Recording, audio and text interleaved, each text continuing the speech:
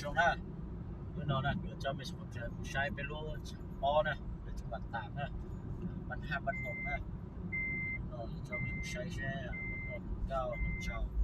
ตอนนี้ผมจงนะจะได้ไปรู้ปีใหม่จังหวัดตากเนาะบ้านช้าใช้จะต่อมึงนะเรียนจูนะโอเคเดี๋ยวเจอกันก็ถ่ายจากนี้เลยผ่านไปถึงนี้ก็ถ่ายขอขับ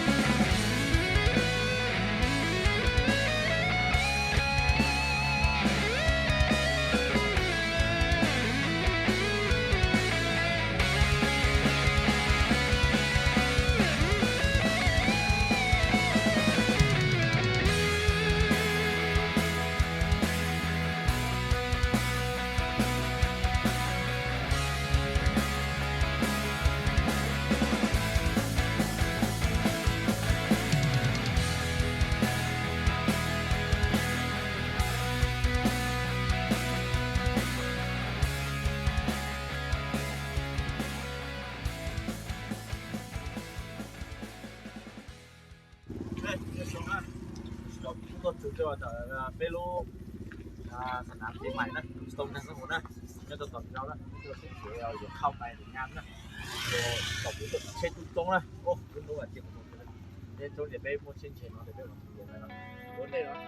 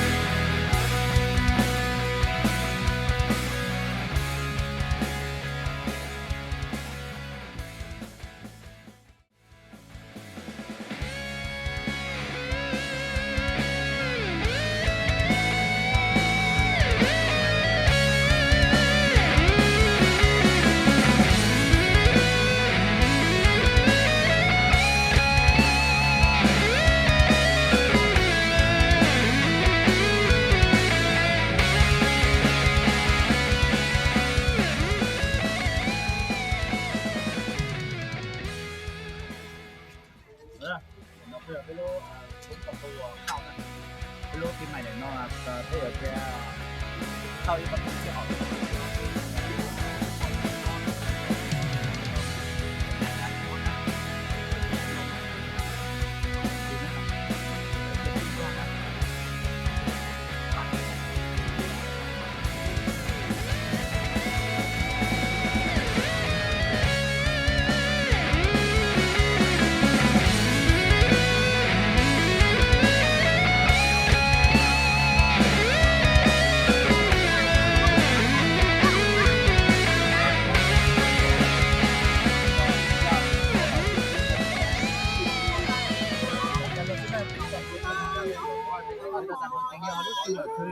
Đơn sự hiện đó. Thì mong chú mong chứ nào. Cái này có chỗ nào lúc nào tổng mong cho ý mong á.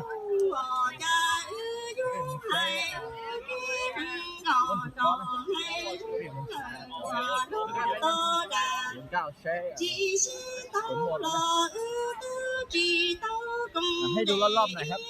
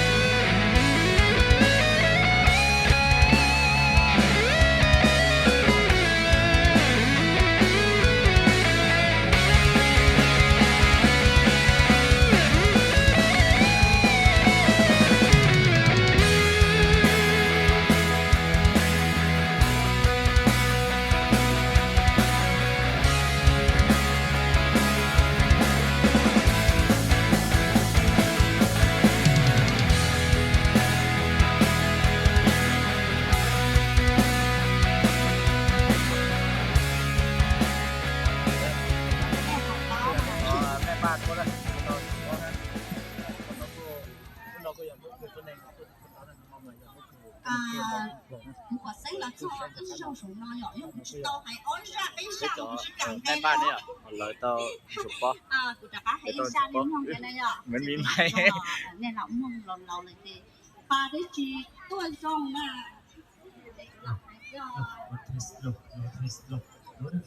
นี่ย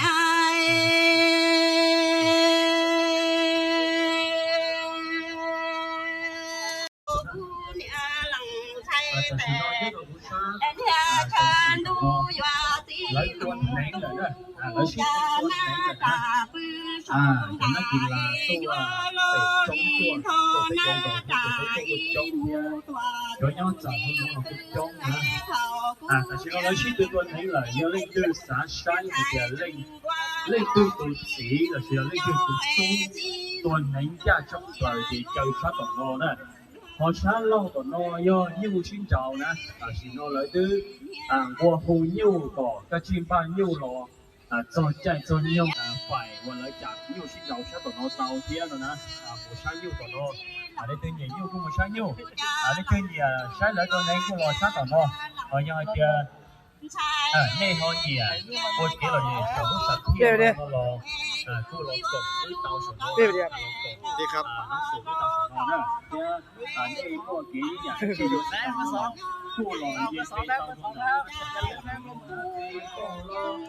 sáng sẽ của dân đi là làm sáng sẽ của dân đi cho là không can đi tới đây đây là từ của mua củaตัวหาเป็นเจ้าโมโอ้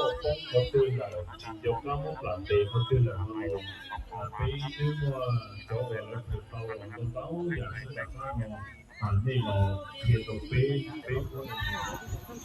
đó là nó có thì tiếng nói nhớ định rồi phải chung coi nè thì cái nhau ít tiền vấn đề là của trường tàu đây cũng như vấn đề là cái gì đấy quả là phụ tàu mua tôi thôi để tàu là mua cho nên sai tất chỉ là chỉ nói đến cái mua đó cái mua họ cũng sẽ được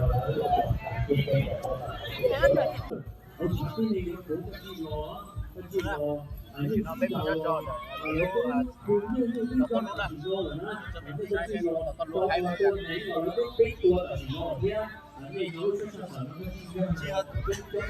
nó cáเลยchỉ hơn tàu luôn đây con nén đây tiêu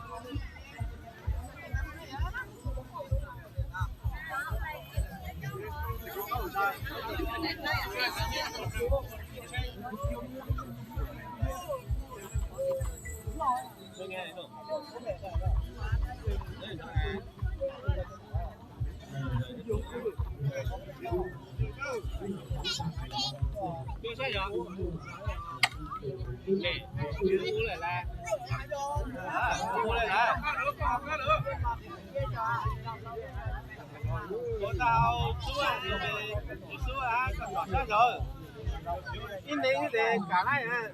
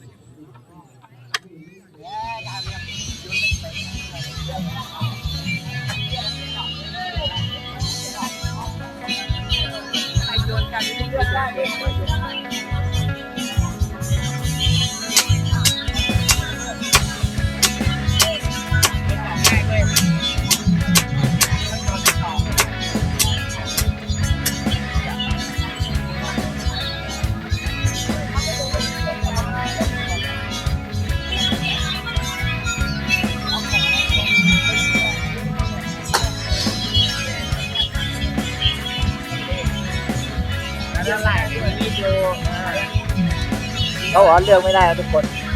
คือทุกครั้งที่ผมเล่นอะเลือกได้แล้วทุกคนดูดอกแล้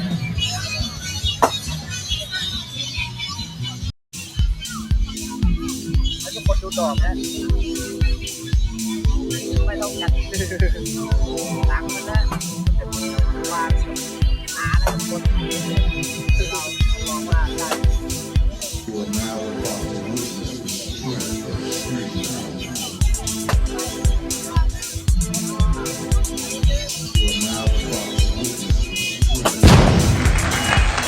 เข้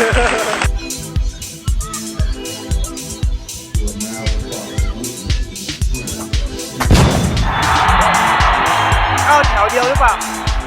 เข้าแถวเดียวหรือเปล่า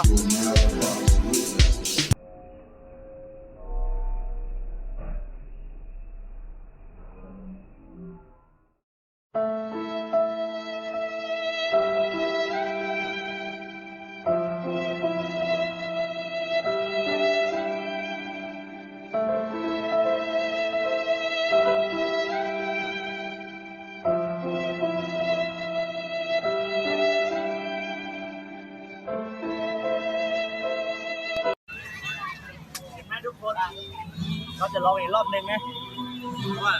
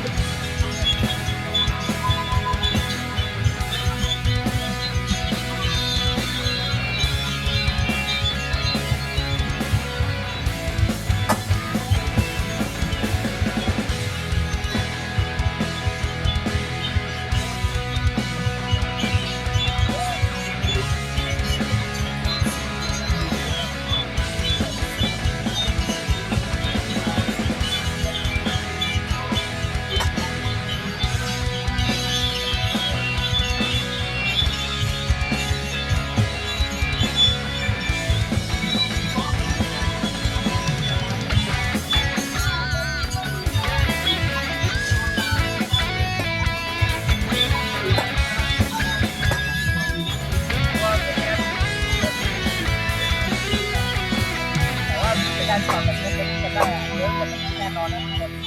ไม่มีการดีสุดนะถ้าได้ขึ้นที่จะไม่ลงนะ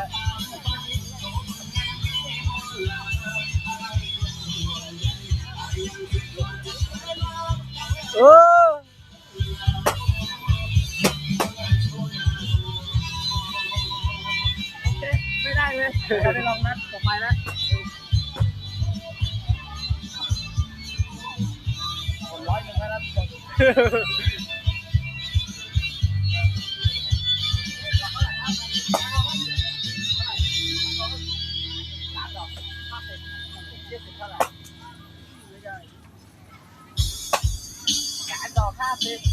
3 ดอก 50นะ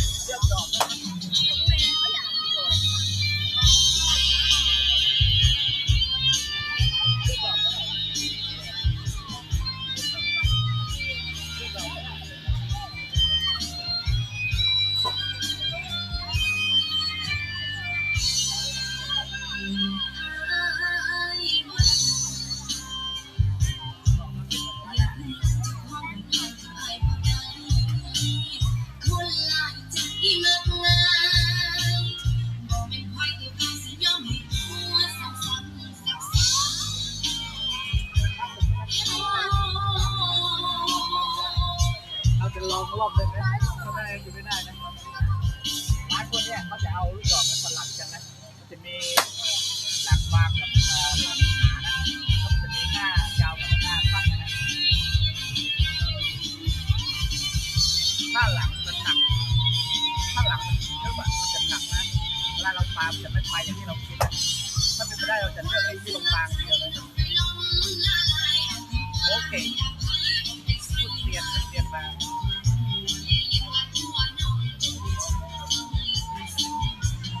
โอเคมาดูกัน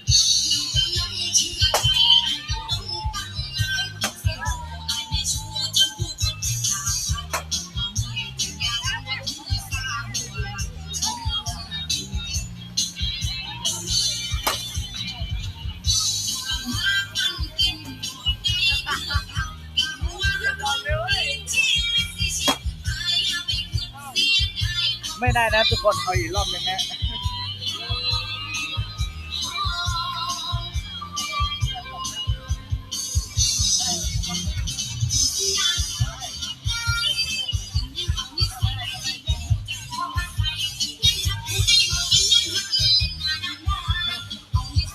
ตอนนี้นะเราไปกดติดเจ้าของร้านนะแล้วเราไป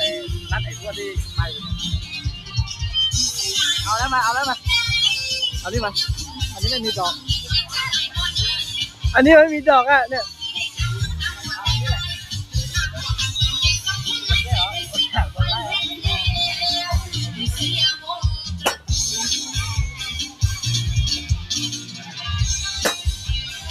น้องน้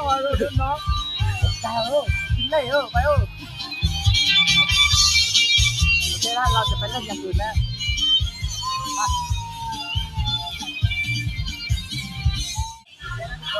เราก็ปลาไม่แปลกนะเราว่าง่ายกว่า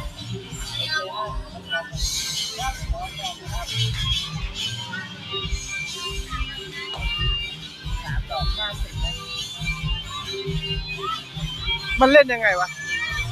ไปก็ได้ให้เป็นฝั่ง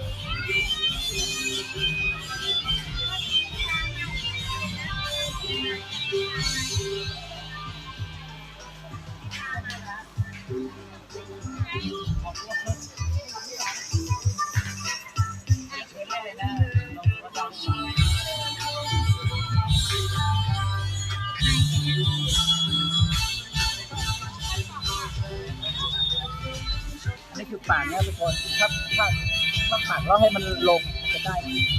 ต้องไม่ปักใช่ไหมแล้วแค่ปลาให้มันไม่ปักกันนะ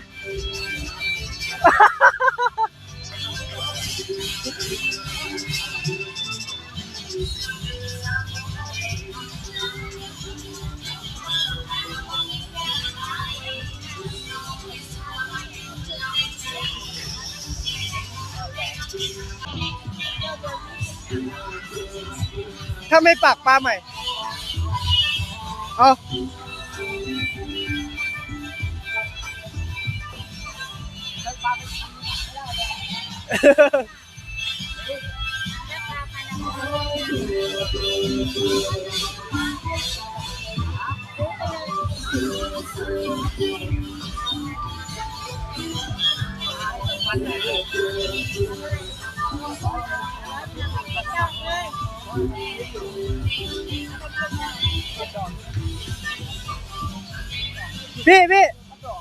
พี่หลบนะ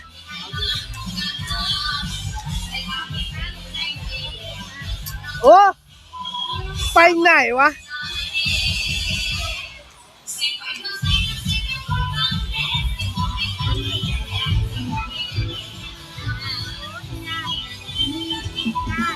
เฮ้ย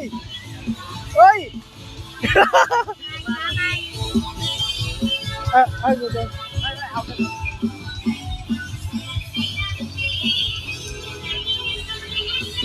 เฮ้ยแล้วทำไมไม่จับเฮ้ย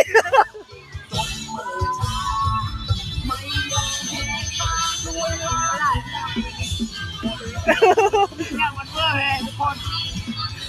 มันเวอร์คือแบบเจ็บกายดอกมันไม่โดนทั้งตัวเลยมันก็เวอร์มากนะมันโดน0อย่างเดียวเราจะลองอีกทีนึงนะต่อไปอย่าเป็นเล่นแล้วนะคลิปนี้เราพิสูจน์ให้ทุกคนดูนะครับขอโทษนะครับไอ้100โ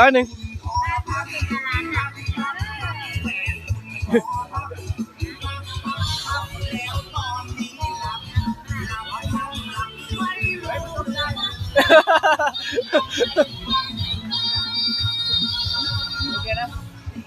เนี่ยเรามาลองว่ามันจะได้ไหม7 ดอกไหมประมาณ20-30 ดอกนะ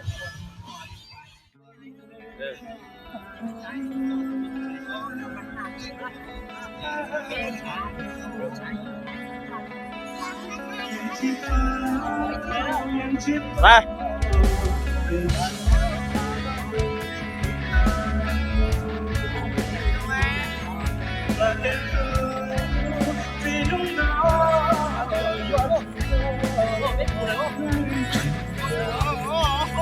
ปกันเราไปกูบอกได้มึงเอาแล้วจังหวะนี้ว่าไง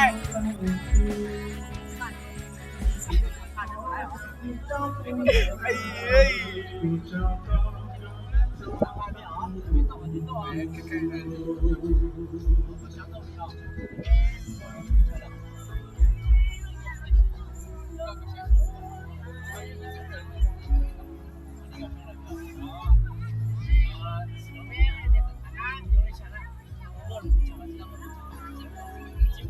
ชิมอนชอบมากก็เยอะอ่ะ Hãy subscribe cho kênh Ghiền Mì Gõ để không bỏ lỡ